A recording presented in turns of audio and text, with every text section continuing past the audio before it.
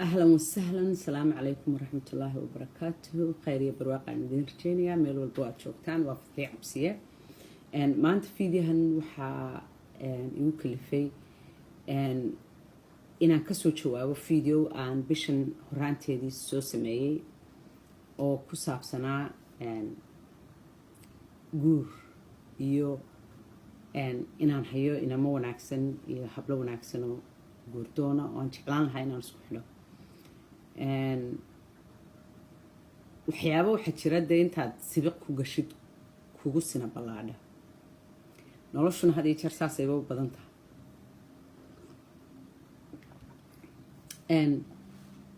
run ahaantii waxay iga ahayd serious arrintaasi oo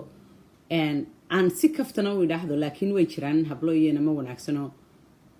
dhowra ma badna ay iska sidii kaftan oo kale laakiin dee single ah anna adduunka waxaan ugu jeclahay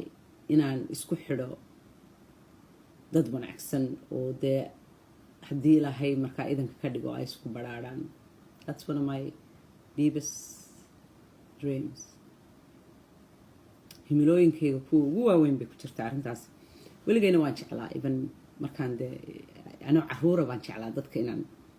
dadka wanaagsan aan dhahdo wallaahi labadaa qof waa isku qurxinaan lahaay taase yeeshee waxaa dhacday in ay khasab igu noqoto inaan messengerkiiba iska dhiliid gareeyo waayo dee ummaddii raggii weliba baa ooda soo jabsaday habeen iyo maalin taleefon aan kala istaagayn waad aragteen inaan soo geliyay anigoo le wardee maxaa idin fududeeyey naga daaya taleefonka qaar baa igu yidhi nin dur baan qaatay cilaaq dalbi adaa dee dalbaday laanu haddaan dalbaday soo wacay idin maan odhan soo qora oo inbogoska soo geliya maaragtay cv-giina ama resumegiinaan anigu idinku idhi maybe laakiin anigu idin maan odhan soo waca think about it imise qof baan la hadli karaa anigu midda kale dee waqtiba uma hayo inaan dad aanan noqon taleefon kula sheekaysto dadka naqaanay baan waqti u lahay aan taleefon kula sheekaysto macdala dad aanan garanayn inamadii soomaaliyeed waan u fiirsaday oo degdeg wax la yidhaahdo waa shaydaan ku salida degdeg wax la yidhaahdo taasina waata keentay in guurkiis ummadda soomaaliyeed uu burburo waayo waxa weeyaan nimankii waxyaaba badan baa iskaga khaldamay qaarkiin waxaa iskaga kiin khaldamay sheekaysigii gabdhaha lala sheekaysan jiray haasaawaha wixii la odhan jiray iyo guurkii oo tii aada la yaro sheekaysataanba waa meherinaysaan hadhowna deetana isla markiiba waa la kala boodayaa qaar waxay noqdeen gruub dan uun raadinayaa oo maaragtay qofay ku meel gaadhaan ama qofay ku dhoofaan ama qofay la degaan ama maaragtay oo dee meel yaroo dugsoona ay sii sexdaan gabdhuhu sidaa maaha gabdhuhu waxay raadinayaan guur wanaagsan oo qurux badan qofay isfahmaan wada sheekaystaan asxaab noqdaan qalbiga iyo wadnuhuba ay midoobaan dabadeetna ay nolol wada qaybsadaan hadhow baa loodhanayaa dumarkaa khiyaali ku nool no raggaa khiyaali ku nool serious ba ma tiidine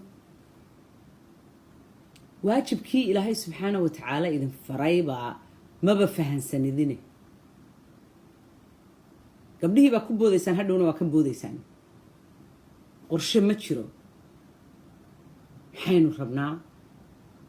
sidaynu u noolaanaynaa haddii ilaahayna siiyo imisaynu uba doonaynaa aynu jeclaan lahayn halkee baynu degaynaa keeneebaa reerka maaragtay weliba dee ninkaa mas-uuliyaddu saaran tahay waxba maaha waqtiga lagu jiro rag iyo dumarku waa wada shaqaystaane keeneebaa dee maaragtay reerka mas-uuliyadda dee weyn ee banaanka laga soo shaqaynaya qaadaya waa la isweydiin karaa waxaase dhib ma laha waqtigan lagu jiro laakiin dadku waa in ay mabda wada leeyihiin isku meel ku socdaan isku wax rabaan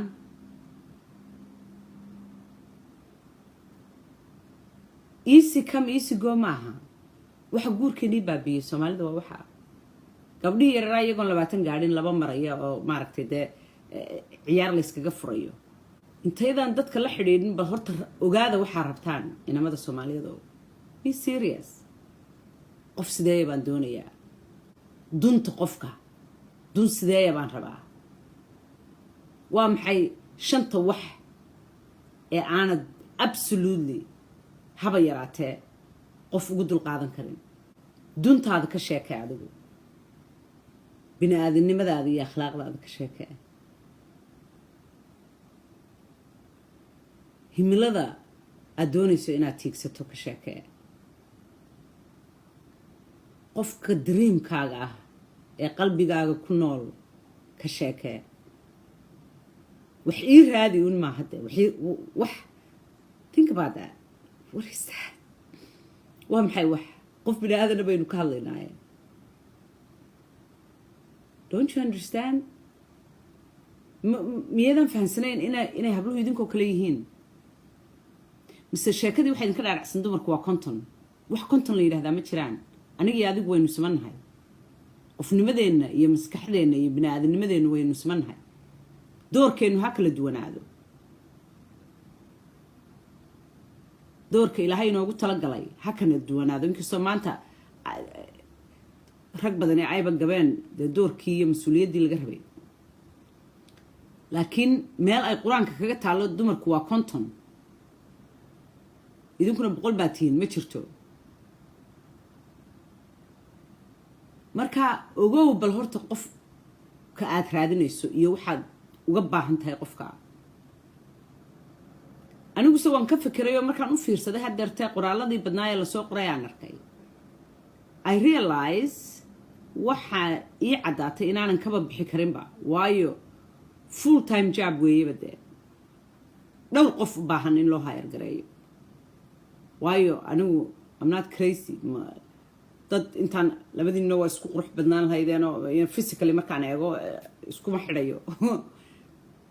dembigaa kama bixi karaba dadaan hubo waa inay noqdaan dadku oo aan soo baadhaa ma wada aqaan dadkoo dhan laakiin waa inaan soo baadhaa marka mas-uuliyaddii markaan u fiirsaday midaan ka bixi karayaba maaha markaa ka noqday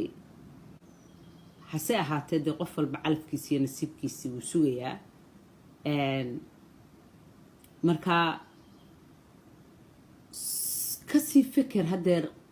shaksiga aad doonayso noloshaada inaad la qaybsato iyo waxyaabaha aada uga baahan tahay iyo waxyaabaha aada adigu maaragtay huraysid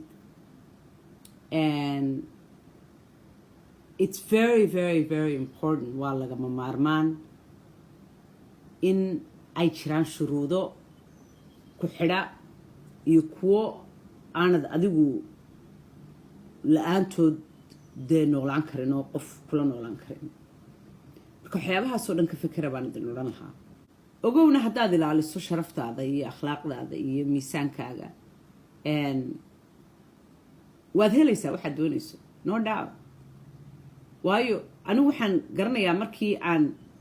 dee dhalinyarada ahaa ee aan weli aanan guursan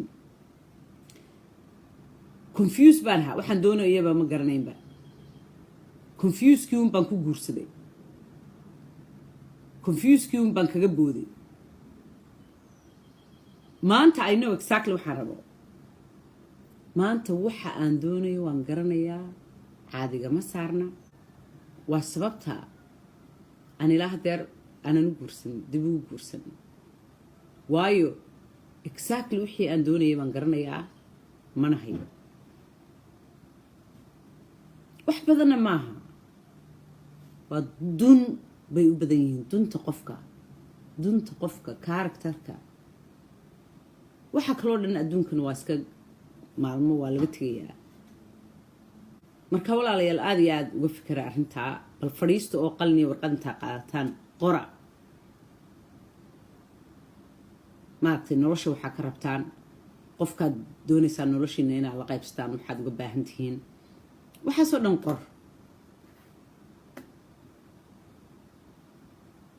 qofun ha iska weydiisan ilaahu qofaan guursado ama be specific marka maanta waxaan idinkaga tegayaa maanta qof baan la hadlayo nugaal iyo waxbaa soo xusuustay marka hees nugaale ku jirto baan idinkaga tegayaa arrintana I think yara waafaqsan sahra axmed iloo ku naxariistay axmed moogaba way qaadaan heestan waatan nafku jecel adduunyada baawacan wax nololiyo nabad lala wadaago nimca lagula waree manugliye kalgacalka